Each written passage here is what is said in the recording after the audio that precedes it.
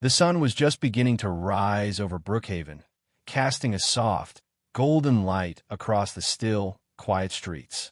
Most of the city was still asleep, but not Elliot Jennings. Wide awake, standing in his apartment kitchen, Elliot cradled a cup of coffee in his hands, already dressed and mentally preparing for a day he suspected would change everything. He was the CEO of Jennings Automotive Group, one of the most respected car dealership chains in the country. Unlike many CEOs in the industry, Elliot hadn't inherited his empire, nor had he climbed some gilded corporate ladder handed down by privilege. He had built it from nothing, starting with one small, run-down showroom on the outskirts of Detroit. He knew what it meant to grind for every dollar, to survive paycheck to paycheck. He remembered vividly how it felt to have those in power look down on him, like he was less than. He had sworn never to forget his roots. But lately, something about his company's Brookhaven dealership gnawed at him. Reports had started piling in, plummeting sales figures, plummeting employee morale, and disturbing accounts of customer complaints. Turnover among staff was alarmingly high. Every time Elliot questioned his regional managers, he got the same rehearsed answers. Customers are just more demanding these days. The economy's shaky. It's tough all over.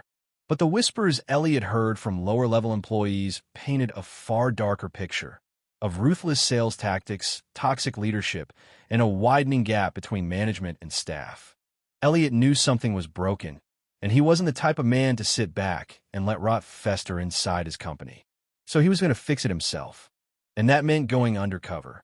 Standing in front of his bathroom mirror, Elliot took a deep breath. His reflection stared back at him.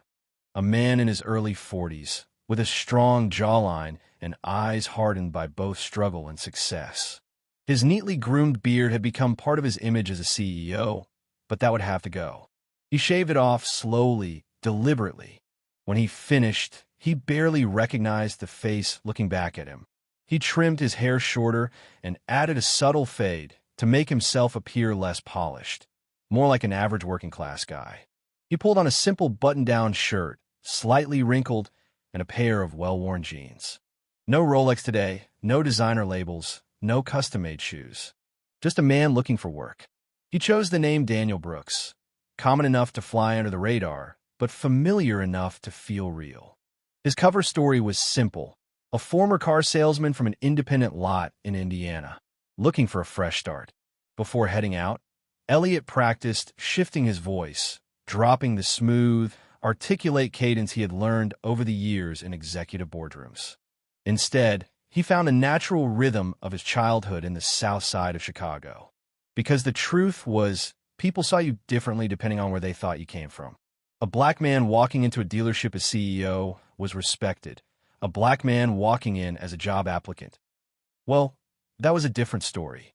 By 8 a.m., Elliot pulled into the parking lot of Jennings Auto Brookhaven, taking in the gleaming glass windows, the polished cars reflecting the rising sun. The place looked successful on the outside, but he knew appearances were often deceiving. He stepped inside. The blast of cool, conditioned air greeted him first, followed by the sterile scent of leather and freshly waxed metal. A few employees milled around, some at desks, others scrolling on their phones, but none looked up or greeted him. After a few minutes, a tall man in his mid-40s strode toward him with a practiced swagger. His name was Gavin Myers, the general manager of the showroom. Gavin's tailored suit and gleaming watch were clearly meant to impress, but it was his eyes, cold, calculating, that made Elliot's instincts prick. "You must be Daniel," Gavin said, extending his hand. His grip was just a shade too firm, his smile just a beat too slow. Testing him. "Yeah," Elliot replied, keeping his voice steady. "Daniel Brooks." Gavin's gaze lingered on him a second too long, as if evaluating whether the name fit the man. "Huh, didn't expect. Well, never mind," Gavin muttered, masking his surprise with a smirk that never reached his eyes. Elliot smiled tightly. "Life's full of surprises." Gavin chuckled without humor. "Guess so. Follow me." The tour of the showroom felt more like a show of dominance than an introduction. Gavin's stride was slow and deliberate, expecting Elliot to follow in step like some new intern. Everything about the place screamed success. Gleaming floors, spotless cars under bright LED lights, neatly dressed staff. But there was no energy, no friendly camaraderie. Only cold transactions, as if the building itself was a machine designed to squeeze money out of anyone who walked through the doors. Finally, Gavin led him into a glass-walled office overlooking the sales floor. He gestured lazily for Elliot to sit, but remained standing himself, arms crossed, his posture radiating control. "So, Daniel," Gavin began, drawing out his name like it left a bad taste in his mouth. "What brings a guy like you to my dealership?" Elliot lifted a brow. "A guy like me?" Gavin's grin was slow and predatory. "Most of the folks we hire have experience at big-name lots. Lexus, BMW. You said you worked at what?" "Some little indie lot in Indiana." Elliot nodded. "Yep. Learned everything hands-on. Built real relationships with customers. Made sure they got what they needed, not just what made the dealership the most money." Gavin snorted. "Goo." He turned toward the window, shaking his head like he'd heard a good joke. "That might work in your small-town mom-and-pop shops. But here, we push numbers. End of story. You got a problem with that?" Elliot's expression didn't flicker. "Not at all." "Good." Gavin's grin widened into something ugly. "Because there's no room for bleeding hearts here." As Gavin led him back to the sales floor, Elliot's gut clenched.